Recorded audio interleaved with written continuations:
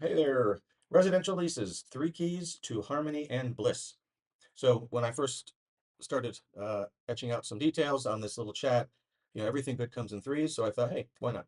But for this, the really have boiled it down to two primary things. In addition to doing your research and looking for reputable property management companies and those sorts of things as kind of the first key, the two primary keys to having a successful residential experience is to remember, don't sweat the small stuff and know your lease. Um, so I'll go into more detail at some point, but I just want to touch base on those two major topics. Don't sweat the small stuff. What does that mean? Well, your best interest as a tenant is to keep your landlord happy.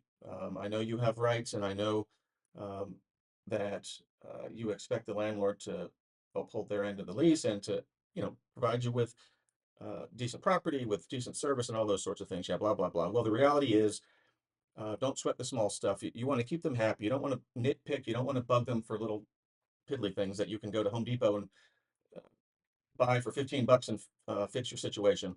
Uh, Figure out how to do little things. Call in your own handyman or handy person. Just deal with those issues on your own. Don't bug the landlord for a stopped up toilet. Don't bug the landlord for a little flapper in your toilet that's not working, or a broken light switch, or things like that.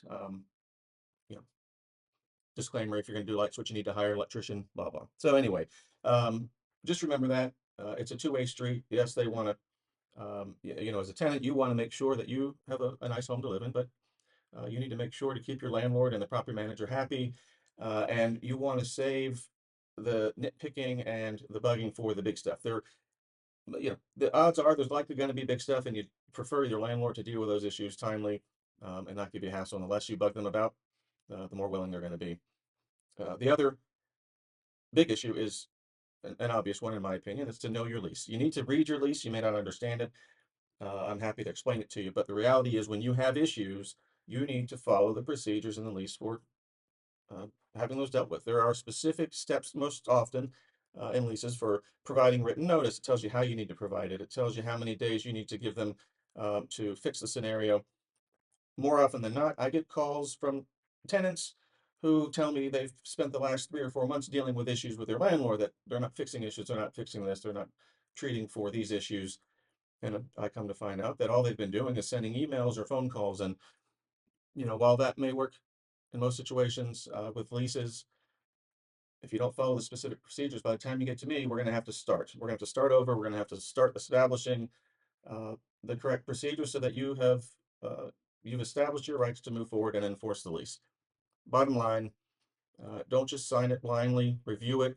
Go over it with somebody who understands leases, and most importantly, pay note to those sections of the leases that talk about what you have to do if there's a problem, how you have to give notice, whether it's certified mail, whether it's more lenient, and you can give notice electronically. Either way, know your rights, but know your limitations.